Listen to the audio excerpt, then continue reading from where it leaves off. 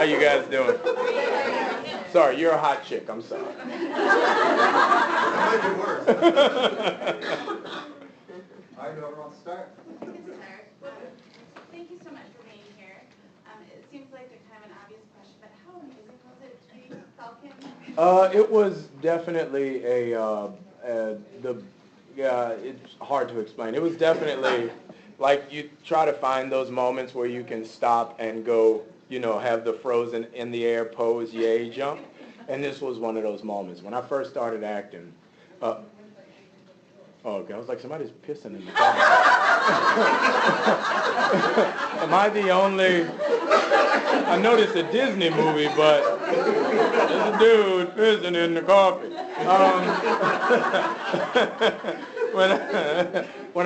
Sorry, mommy bloggers. This is like daddy truck driver blogger talk. When I first started acting, I was like, there are two things I want to do. I want to be a superhero, and I want to do a Western, preferably with Clint Eastwood. And then Morgan Freeman took my role in Unforgiven, and bastard. And when I got this call, it kind of put things in perspective. I feel like a lot of people are famous for different reasons. Some people are famous because they're handsome. Some people are famous because they're British. I'm very happy that I'm famous because I can act. And I feel like this is a job I got because I deserved it. So it was like one of those, pose, Hi. Nice t-shirt. Thank you. So. Am I the little dude? No? No. No, bro. I'm on the back. I'm the It's next okay. one. I'm on the back.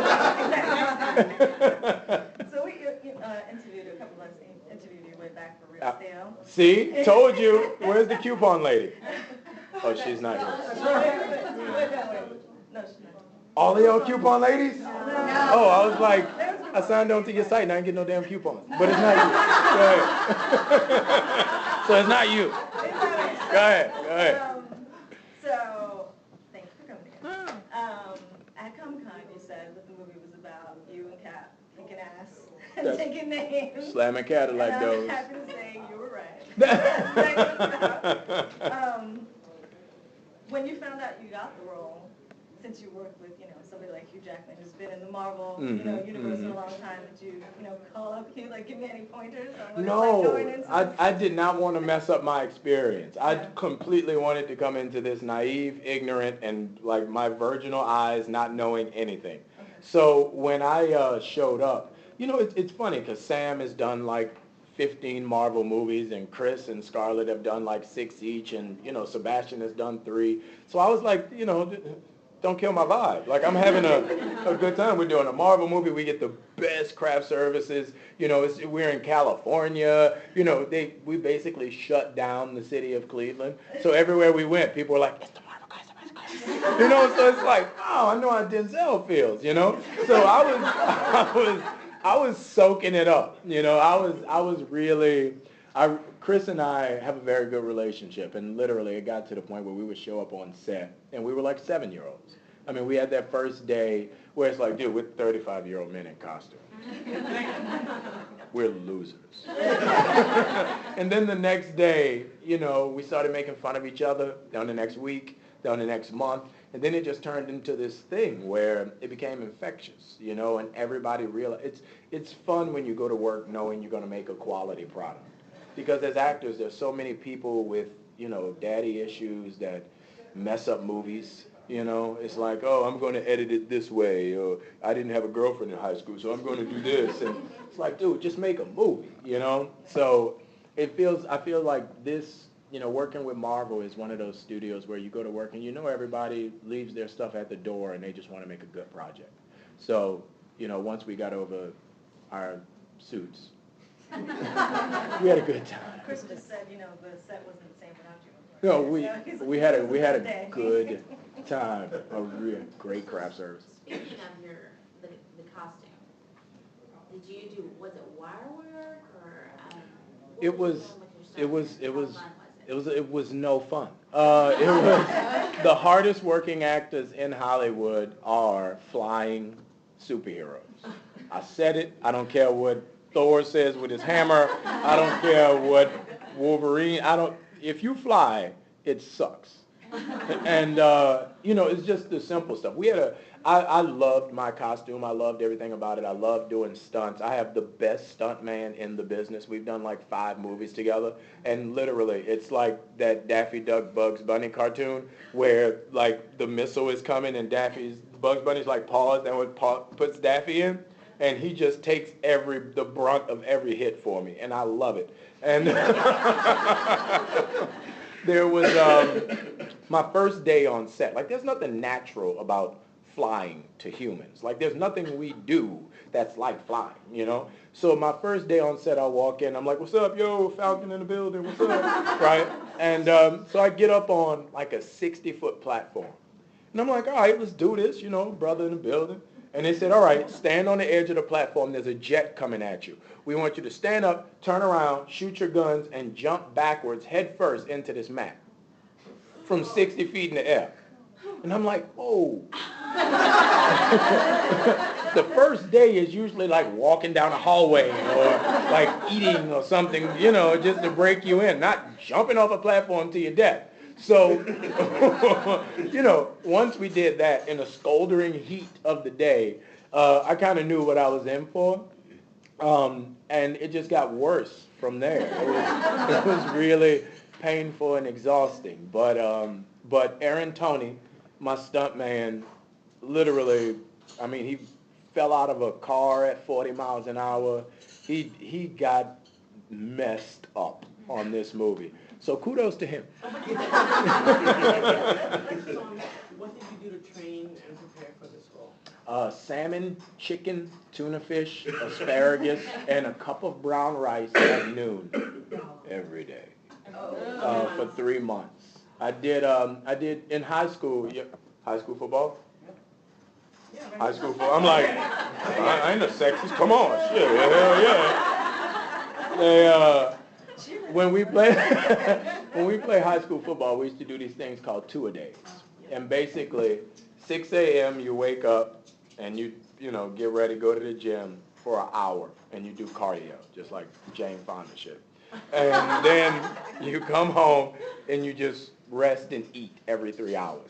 Then at 7 p.m. you go to the gym and literally lift whatever you can find, you lift it for about an hour and a half. And then you go home and go to sleep. And then you wake up and do it again for 3 months. And it was by far the most, it's a lifestyle. Fitness is a lifestyle. You have to eat a certain way. You have to do a certain thing. You have to live a certain way. So, me and my homeboy Jack Daniels stopped talking. No more pizza, like all the things I love. Me and my girlfriend Haagen-Dazs broke up. She French. It was crazy. So we, I had to contain myself. And then I show up and, Chris looks like a Greek god. And I'm feeling good about myself. I'm like spandex ready, And I show up and he's like Captain, tiny ass. And I'm like, dude, how'd you get your ass that small? Like his waist. It's that big, And I'm like man size. Like, I can lift the whole building. And I look at his little and I'm like, what did you do to him? And I put my costume on. Everybody's like, damn, we're going to have to let out the ass. And it's like, But I made it through it. I got back together with my girlfriend, Haagen-Dazs.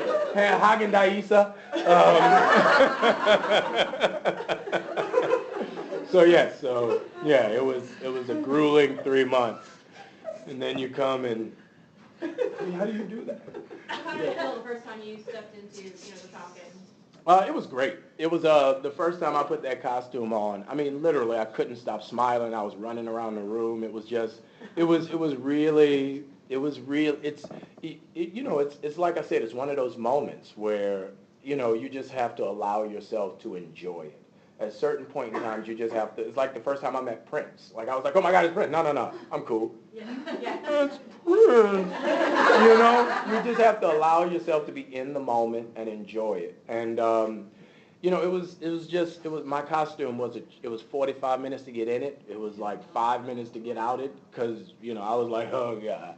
But it was fun. I really took every moment to enjoy being a superhero.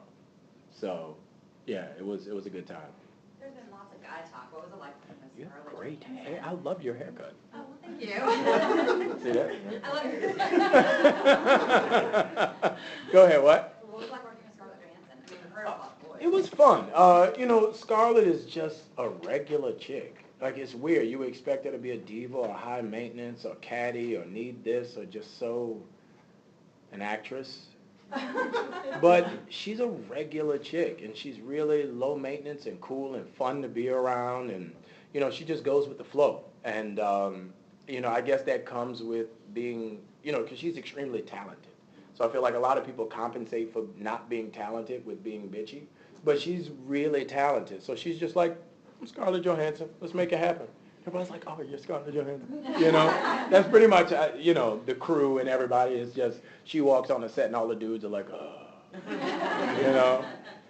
So it was fun. It was a lot of fun. She's a very, really down-to-earth, fun, cool, just regular chick. How do you feel about being the first African-American superhero? It's funny you should ask that.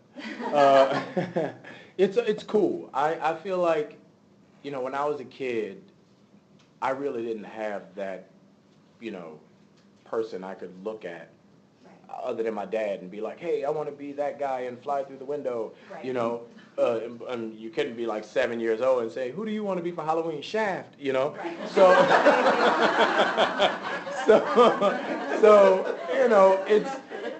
it's really exciting looking at the biggest thing, and it always makes me emotional. I mean, when I first got this role, I just cried like a baby because I was like, wow, next Halloween, I'm going to open the door, and there's going to be a little kid dressed as the Falcon. Yep.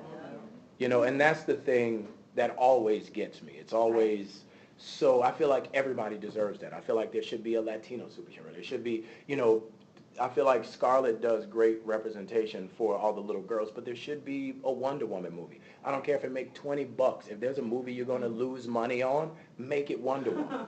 You know what I mean? Because little girls deserve that. There's so many of these little people out here doing awful things for money in the word of being famous, and little girls see that. Right. They should have the opposite spectrum of that to look up to. And I'm just trying to go with the flow with it. Like, funny story, there's this craft store called Michael's.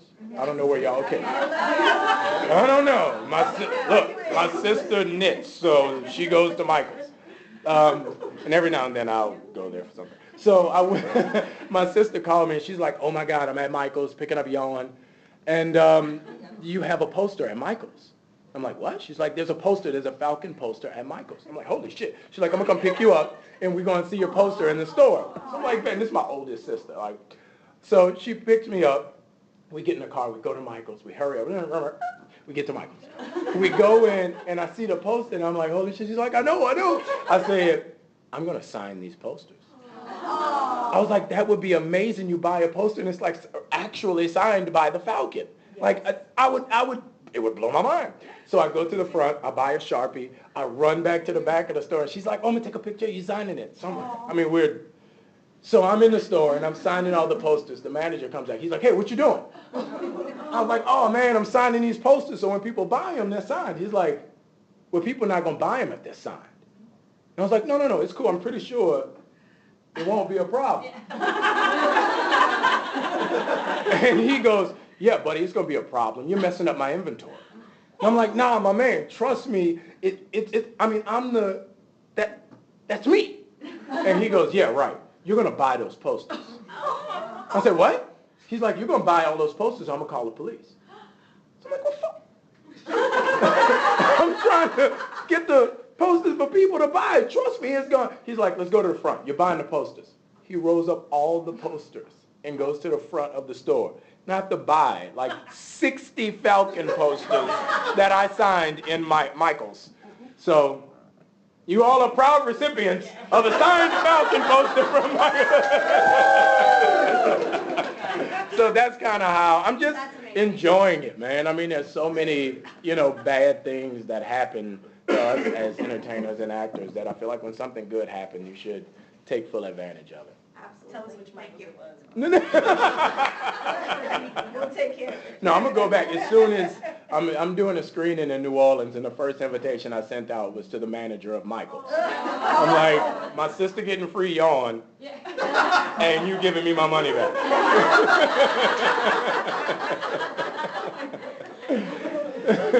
Time for one more question. So, I'm sorry, the Falcon goes back to the 60s. Right. You obviously had a lot of source material to go back to.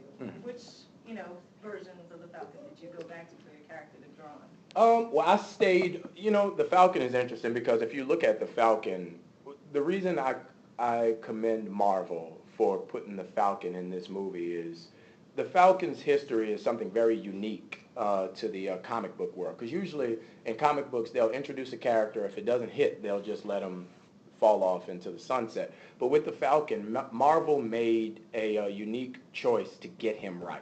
So he had about 3 or 4 different incarnations in the life of the comic book. So if you read, like in the 60s, he was a drug dealing hustler from Harlem that moved to California and became a pimp. And, no, keep it real. And flew to Brazil to pick up some drugs, crashed, and was drugged into a lab and made the Falcon. Then, there was the second incarnation, then the third incarnation where he became a military technician and, a military expert, and then the Falcon that we know now. So as African-American culture evolved in America, so did the Falcon. And that's very unusual, not only for the Falcon, but for anybody or any character in any movie or anything.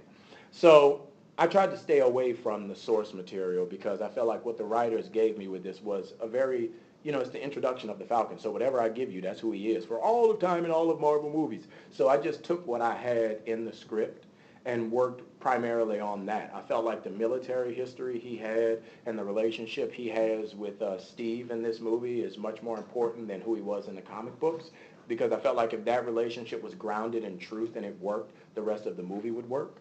So I really just focused on, what exactly are the side effects and repercussions of PTSD? How exactly do you overcome that? And when it's overcome, is it like drugs? Is it a work in progress every day? Or is it like something once you're over it and I'm good? Or is it person to person? Stuff like that. I just asked a bunch of different questions along those lines. So a lot of my research came from soldiers I've met during Hurt Locker and doing charitable work with the Navy and stuff. So I just emailed a bunch of guys and got a lot of stuff online, a lot of videos, a lot of depositions with soldiers coming back and just talking about their experiences and where they are now.